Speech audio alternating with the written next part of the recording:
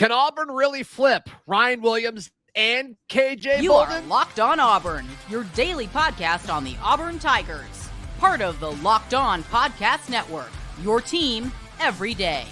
Yes, welcome on into Locked On Auburn, your daily Auburn Tigers podcast. I'm your host, Zac Blackerby, and thank you so much for making Locked On Auburn your first listen every single day. Last show that I will do this week with Hotel Internet. Thank you for being patient with me. Brian Smith, Locked On Recruiting Insider, as well as Auburn Daily Recruiting Writer, hanging out with us. And of course, our recruiting coverage here on Locked On, brought to you by our friends at LinkedIn. These days, every new potential hire can feel like a high-stakes wager for your small business. That's why LinkedIn Jobs helps you find the right people for your team faster and for free. Post your job for free at linkedin.com/lockedoncollege. Terms and conditions apply. Brian, when I saw all of this smoke emerge around KJ Bolden and Ryan Williams, I didn't buy it. I didn't believe it.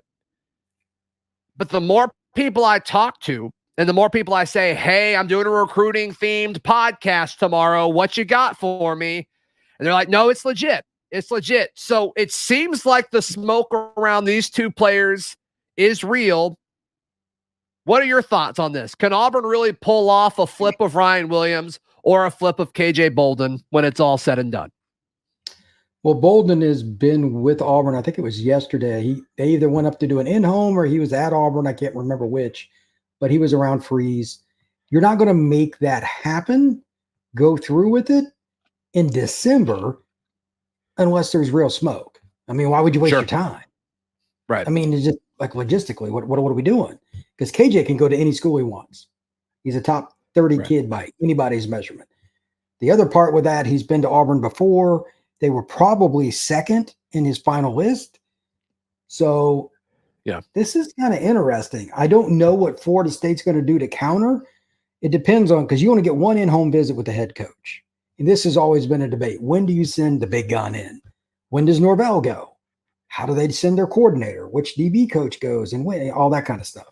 There's a lot of nuances to it, but he hasn't announced any. I talked to John Garcia about this today. We're like, well, it's been really quiet. We know he's going to visit Auburn. Like, it's been really quiet. Nobody knows anything. So yeah, until he announces something, I just got to figure it's kind of 50-50 between Auburn and Florida State because he just took a visit there. You don't do that for fun. So that's number one. As for Ryan Williams, it's more complex because he's 25. He doesn't have in-home visits. He doesn't have official visits. So that's a totally different deal. I don't know how he does it because he's got to do everything on his own dime and go up to Auburn now and stuff like that, or go to Alabama. It's going to be one of the two. Right. He told me that at the Iron Bowl. That's pretty much, I'm staying home with one of the others, what he told me face to face. So we'll see, but I don't know how that's going to work out. He does have an announcement in like 9 days with Hayes Fawcett with On3. I don't know if he's announcing the 25 to 24 thing. If he does that, then that gives him a chance to take a visit. If you're in 20, I assume, because he's a 24 class, so you get to use officials. There's so many nuances, but he would also probably be a February signee. So this would extend out. He's not going to sign and enroll in January. That'd be 3 semesters he's skipping. So it's a little longer process for Ryan Williams. Sure. The KJ Bolden thing, before I sat down to record with you, Brian, I called one of my guys and I'm like, hey, be real with me on KJ Bolden. Does Auburn have a legitimate shot in this, or is this all just smoke? And their response was, when you get off the phone with me, I want you to go and look at all of the different sites that have offer trackers as far as Auburn in the portal and tell me how many safeties you see. They haven't offered a safety. They've offered corners, not safeties. So I think they're pitching that, right? I think they're pitching that. And, I think they'll probably start one of their JUCO guys, their JUCO safety that they're bringing in, Quan. But I don't know, dude. Like, the more dots you see and you start to connect them, it's like, okay, maybe Auburn does have a better shot with KJ Bolden than I realized. And if they're able to pull this off, Brian, what does this mean? What would this mean for the 2024 class? What would it mean for Hugh Freeze and for Auburn nationally? Well, it means several things. Number one, you'd be pushing top 5 status if you add KJ. Number two, you would not only beat Florida State, you would beat Georgia for a kid from Buford. And for those in my realm, Buford's one of about 10, 15 schools in the country that's different. Georgia really wants to recruit that school. It's an hour from their campus. Getting a kid from there is a shot across the bow of one Mr. Kirby Smart. As an Auburn person, I'm guessing you like that. I'll speak for you on that. Yeah. And finally, I'll take that for sure. Finally, this is going to put your situation of we're getting away from the portal, at least at one position. We can concentrate more on like an offensive tackle. We talk about that all the time. Auburn always needs offensive linemen. Put money of your NL up towards something else. KJ's a plug-and-play kid, really intelligent. It's one thing to get a highly rated recruit. It's another to get one that's smart enough to play right away. And he's one of those kids. Yeah. Right. What kind of message would it send if they were able to pull off KJ Bolden and Ryan Williams in this class, Brian? And if they were to do that, what's the likelihood in your mind if of them being able to do that? I would say getting at least one of the two is greater than 50% at this point. Getting both, I would say, is like 25 to 30%. Getting both is hard. I would think that Bolden is the more likely. Ryan Williams would be the less likely, again, because the official visit thing, we don't have any evidence of it. Like, that's huge. If he takes them, then Auburn's numbers go up. But until that happens, and I have to see it. But at one point, I mean, to my face, he was saying roll tide and all this other stuff this past summer. He was really happy about it. I thought there was no chance he was going to take visits. To get from where he was then to now is unbelievable, let alone finishing out. And he's legitimately thinking about it if he's at the freaking Iron Bowl and it's at Auburn. Like, again, he didn't have to go to that game. He lives in Saraland. That's not a friendly trip. That's a long way. So I think it's a pretty good sign that Auburn has him on campus. He's talking to Cam. I'm sure you saw the tweet.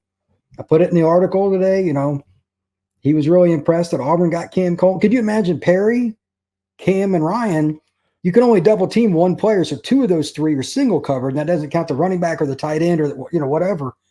With Hugh Freeze's style offense, I mean, I could have you calling the plays. I mean, you're going to score 30, conservatively. Right, it'd be incredible. Right. Brian Smith, our guest today on this Cruton edition of Locked On Auburn. Let's talk about quarterbacks. I want to get your thoughts on Auburn's quarterback situation, as well as the wide receivers and how all of that is going to come together in just a moment, right here on Locked On Auburn. Today's show is brought to you by our friends at Jace Medical.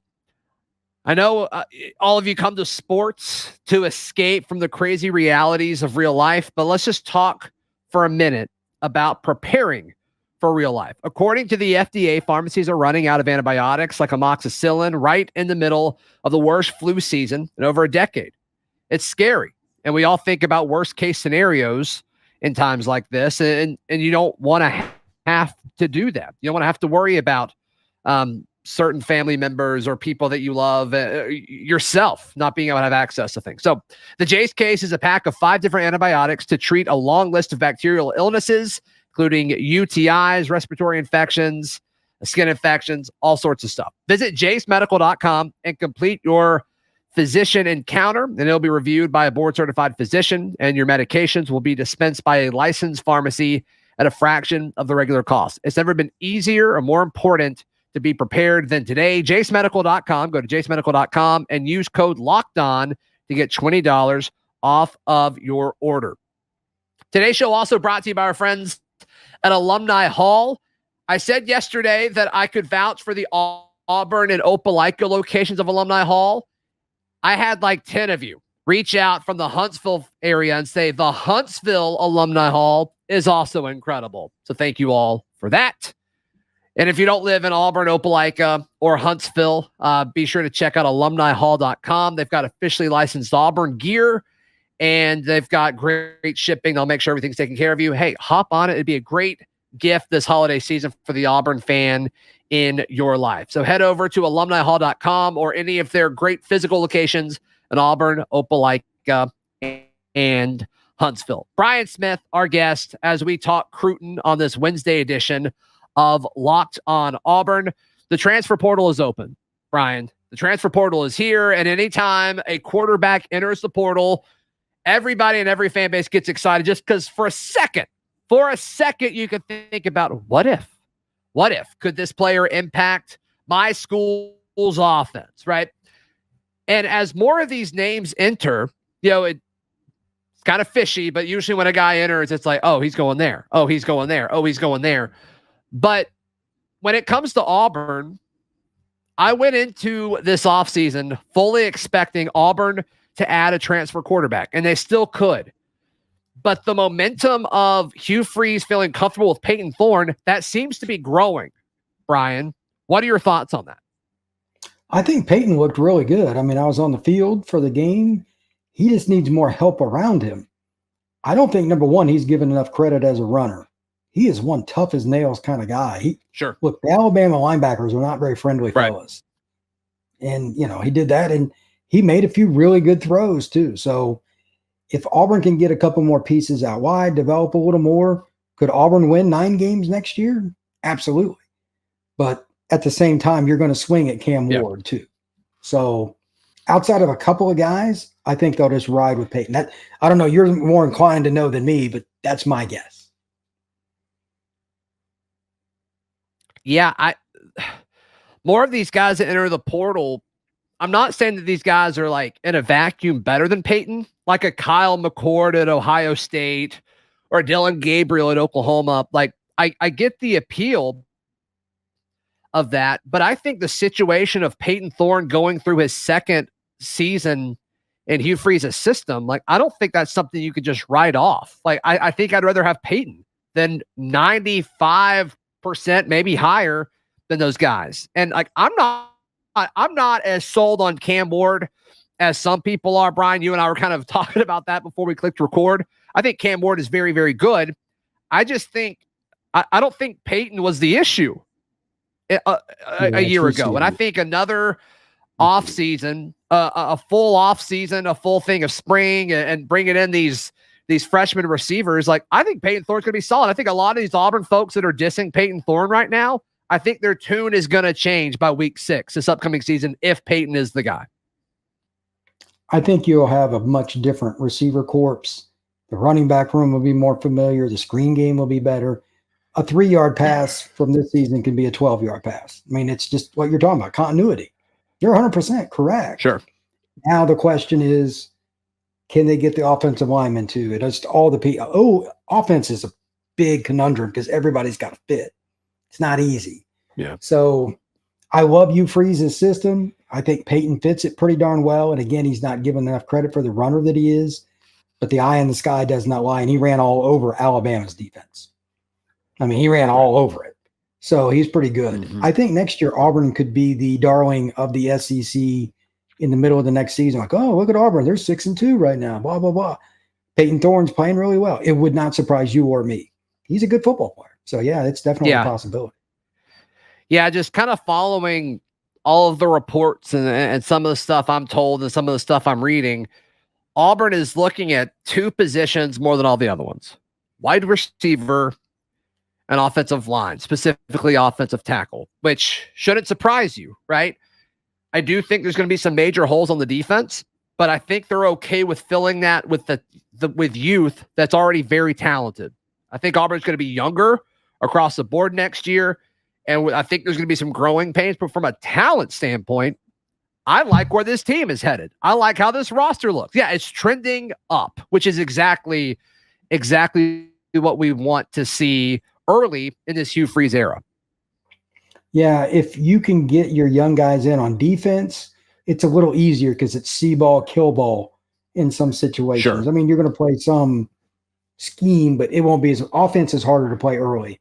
That's why the receivers getting in there and working with Peyton or whichever quarterback it is important. But yeah, defense, I'm 100% with you. They need to play some of the linebackers, some of the guys like Riddick, something like he comes in. Yeah, he needs to play. Okay, he needs to play right away. That's a dude. If they can get somebody like Blockton in there, yeah, that's a dude. He expects to enroll and be a part of the bowl practices. He already told me that. that's a guy that he's not going to play in the bowl game, but if he plays in those practices and gets those, goes to spring ball, he can play next year. Auburn's going to surprise some people. This class going to add pieces, and they got a couple freshmen and sophomores that played a little bit. You add that together, you'll have like 6 to 10 guys that will contribute at a very high level next year that most Auburn fans don't know much about. Sure. Are you nervous at all? Because we're all just kind of throwing this out there. Even if Auburn doesn't land Ryan Williams, right? They still have a very talented receiver room coming in, a receiver class coming in to join the room. That's not up for debate. That's a fact. Can these guys, like, what are reasonable expectations for a wide receiver core that may be led by 2 true freshmen? That is a great question. The only time I've seen a freshman-led team in any way, shape, or form was the Fab Five, and I'll probably never see anything like that again. But Cam Coleman and Perry Thompson are grown men. So, and they're both the kind of guys that take it very serious, and they're very competitive. How quickly do they learn the playbook? Nobody can ever answer that. And again, offense is different. It's got to be congruent. You run the wrong route, the ball goes the wrong direction. So no matter how talented you are, they have to be careful about who they insert in the lineup. But I think they're both going to enroll early, unless I'm incorrect. I think and that's huge. You can't go through spring ball and not pick some of that up. And again, Peyton is an experienced quarterback. He'll be able to help them, assuming he's the guy. I can't imagine them not being at least good. The only question is how much do the older players accept it? That is my one concern. Yeah. The older receivers, that could be a problem. That could be a big problem. Interesting. All right. I may ask you more about that in a second, right here on Locked On Auburn. Today's show is brought to you by our friends at FanDuel. FanDuel is the best place to wager on all of your sports action. And now is the best time to join FanDuel. If you've been on the fence, be on the fence no more. Right now, new customers get $150 in bonus bets with any winning $5 money line bet. That's $150 if your team wins. So if you've been thinking about FanDuel, there's no better time to get in on the action. You can bet on Auburn basketball. You can bet on Auburn basketball to win the SEC. Bet on Auburn basketball to win the national championship. I don't care. Just go to FanDuel. The app's easy to use, and there's a wide range of betting options like spreads, player props, over-unders, and a whole lot more. Visit FanDuel.com/lockedon. FanDuel is the official sports betting partner of the NFL. Our guest today, Brian Smith. You wrote about this at auburndaily.com, 5 questions for Auburn's 2024 class. And we touched on most of them already with Ryan Williams, with KJ Bolden. You touched on running back again, which I think is interesting because, of course, Jermaine Burnett, Fat Burnett, was committed for a long time. He is no longer a part of this class. How odd or unique would that be for a team, an SEC team, to go into, I guess, not even early signing day, but signing day and not expect to have a running back as part of the class? How often do you see that? It's pretty low. The only thing I can think of there, I mean, too often. What, 10%? Like if we went through and look at every class in the SEC over the last 3 years, it's going to be low, brother. It's going to be low because running backs get hurt so much. You want numbers. You want 5 on your roster at least. There are some schools that have 7. Sure. It's difficult. My guess is they have a pretty good idea on somebody in the portal if they want to get them. That's my guess. Or somebody that could be in the portal if they wanted to go that way. But the question is everybody truly coming back for Auburn? You would know better than I. If they are, they got 5 guys, right? So it seems like they are. Yeah, it seems like everybody's staying put with Batty and Hunter, which that'd be huge. I mean, we talk about that'd be like a transfer portal win. Yeah, if you can 100%. Keep Hunter from going to the recruit league. Your own roster first. Yeah, Damari Austin, I think totally, 100%. So yeah, with those guys and Damari Austin, Jeremiah Cobb is a special player too. I mean, if they keep all of those guys and the running back room looks the same, I don't think you need a freshman running back. Then you could go get a certain guy next year from Elba, Alabama, that we've already talked about a little bit. Henderson in case people don't know, his brother's actually at Little Alabama. Alvin Henderson action.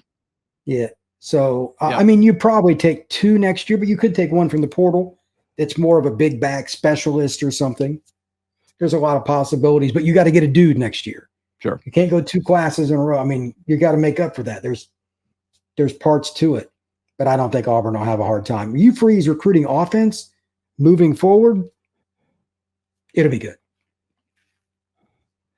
Yeah, I'm with you too. And Auburn's been pretty good about being able to pick their running backs. I mean, especially with Cadillac kind of being the guy recruiting all that. Another one of your questions that you asked in the article was offensive lineman. Favor Edwin has kind of been this guy we were all assuming would be part 2, but now it seems like Alabama is showing more interest in Favor Edwin. What are your thoughts on him? I know you talked to him at length a few weeks ago when you were in town for the Iron Bowl. If they don't get him, it would be very disappointing. I didn't even ask him like for leaders and all that stuff. He told me he wasn't even sure if he was going to take any more visits after the Iron Bowl, and he offered that. Yeah. I didn't ask.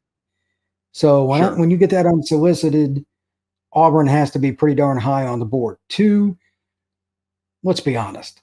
Auburn's OT depth chart is not where it needs to be. He knows he's going to play probably as a redshirt freshman. He's probably not, he's not going to play next year, but as a redshirt freshman, he could start. Alabama, it's pretty hard to do that. You know what I mean? Like, it's hard to do that at Bama. So yeah. I get the Bama appeal and all that, but what is he looking for? And he told me he loved it there. I mean, again, if Auburn doesn't get him, that's a very disappointing thing, especially if he goes to Bama. That would really suck. Yeah. Brian, how can people check out everything that you've got going on right now? auburndaily.com. Our site is doing very well. And if you have any transfer questions about the Auburn Tigers and you can't find it at that site, something has gone terribly wrong. We have covered about every angle there is, and probably more coming pretty soon, because we're only in day 2 of it. And then also at FB Scout _Florida, did some random stuff going on in football, retweets, comments, etc. But Auburn Daily is the best place to get your Auburn news. Yeah, auburndaily.com, no question about it. Please subscribe to the channel. Helps us out a ton, and we'll see you tomorrow. This has been Locked On Auburn.